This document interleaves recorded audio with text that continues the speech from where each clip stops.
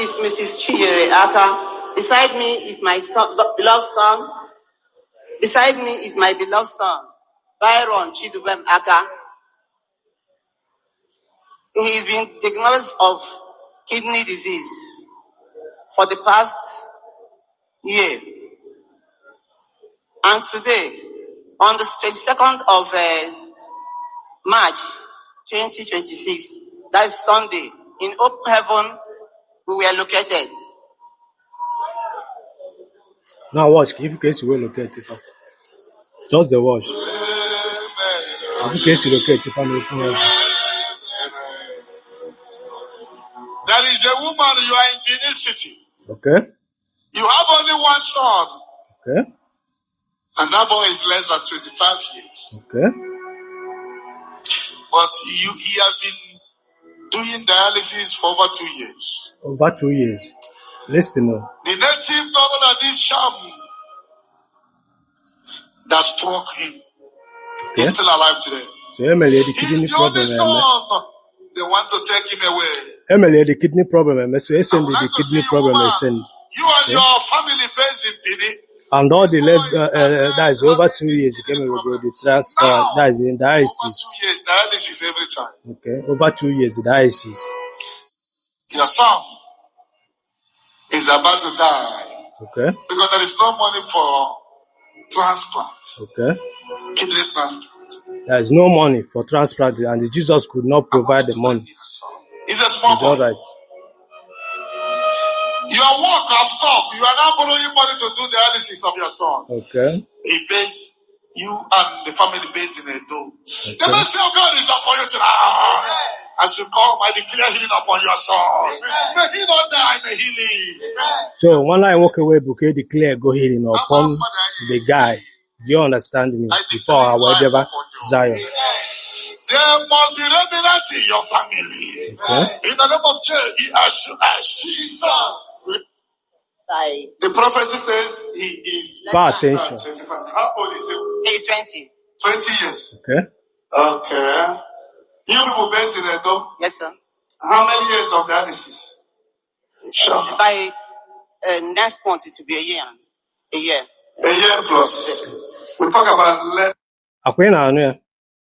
Yeah, all the is a year plus. Man, ebuka no over 2 years.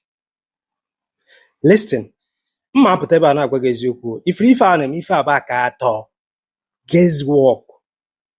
Do you understand me? Nwere onye na anywhere na-afụ shikeni shiten. Ebuka nwere ife ọ na-afụ. Abụrụ ọ dị same aka atọ a na-eme unu.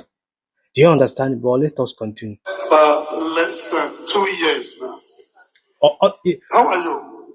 Now, ihe o kwuziri kịta ebe a na-abụ less than 2 years. Na amụma o buru confirm no less than 2 years. Do you understand me? But if o kwuru ebe a bụ gịnị? Kedu ife o kwuru ebe a? Over 2 years. Anya ga-emepe mbọsị reality of life ga-adakwasa gị etu o si dakwasa this woman kịta na nwa ya. Anya gị ga-emepe kolikoli. But let us continue. I'm fine, sir. The stomach is going big. Is he your only son? It is, sir.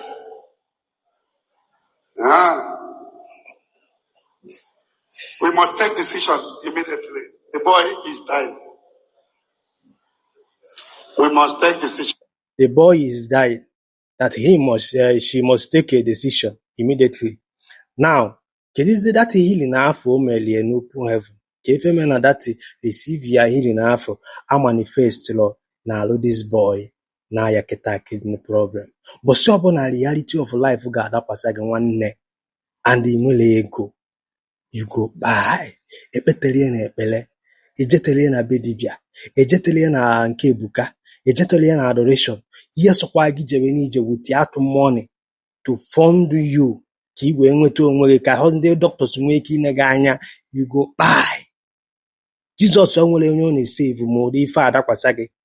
God abụrụ onyanwa na-ehili onye ọbụla. Ọ ndị mmadụ jere akwụkwọ gụchaa akwụkwọ wee bụrụ dọkịta wee bido ihili mmadụ. Ka anyị na-ejekwe. Why is the stomach swelling up too much? Because someone with kidney issue now. That's why he's on dialysis. When last did you do dialysis? On Saturday. Huh? Was it Monday? Last week. Onye nọ n'ụwa biko yọbachi ya ọnwụnwa bịa. Pity for the boy, shall. Ọ nọ n'ụwa biko yọbachi ya. Ọ nọ n'ụwa biko yọbachi ya. Ọnwụnwa bịa. Watch akete ifu na Jesus alụdebe gị ọrụ. Ọ fụchara fancha o mechaa fancha o kwuchaa fancha alụdebe gị ọrụ. Ife a reality. Ịghọtago? God afụ na ihe ile ndị mmadụ agbafuo na Zion. God bless you. Now, they keep saying I will not die. I will not die, will not to keep him alive. Is he married? So ihe ga-edebe ya alive kịta abụ ego. He's not. Na ịchọba onye ga-donate When gị you have something. only son, from Do you 18 understand? years, get a wife for him. When you have only son, from 18 years, get a wife for him. Suggestion. Marry. Because na the guy enwe n'issue. He's laughing. They would have given him a wife when he was 18, 19. He's the only son. Now he has kidney problem. He takes the grace of God now. God cannot heal him, oh. Jesus cannot heal him. Etu a ka ọ ga-adị gị ma one day mbọsị ọ ga-adakwasa gị. Stop looking at ebuka. Ị mara that na ihe a niile a na-agba gị bụ Pharisee.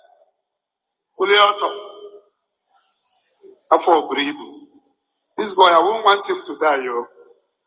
This is the only son. Stretch your hand on him. Tell the Lord to heal him. Now, have you started any stand-up? Have you started any plan for anything? For dialysis is much, so I've not been able to save for transplants. You're still doing dialysis? Yes, sir.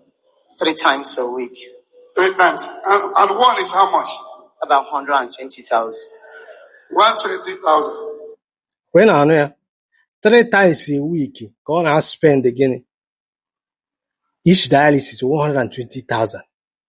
Na ọ bụrụ na 120 ka ọ na-spend every 3 times in a week, ọ bụrụ 360,000.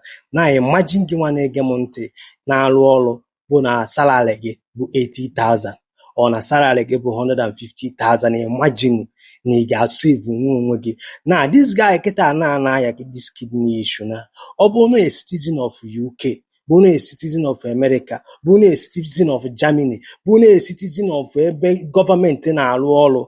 Do you think na mama ya ga na-struggle ife afọ nwa eje dialysis? Ife a na-agbagharị akwa onye ga-contribute rie enye kidney ka o wee change nke ngwụrụ ahụ. Mana today na society anyị because of na gọọmenti efelu na mụ na gị na-abọ onye kpatara mama ya ji ya struggle kịta. And if care is not taken ma ọ bụ na agbagharịla n'oge kịta ọka dị to fit, kịta ọka nwetụrụ energy to carry the kerafia bụ the carry the surgery. O nwere ike ọma mmeke. Do you understand me? Kịta ka ị ga-aghọta that ife ahụ ya mpụta ebe a na m agwa gị sị gị that na enwere ego akpa a lot of our people. Do you understand me? God anwụrụ onye ọ na-ehiri, Jesus no dey heal anybody. But so ya adakwasa gị ka ị ga-aghọta ife a na-agwa gị. Ka I keep watching. And we have been doing this for a year plus. Yes, sir. Oh my God. Bring 1 million naira and give them. Okay. Oh, you know how 1 million. Was easy down before Chukwazea.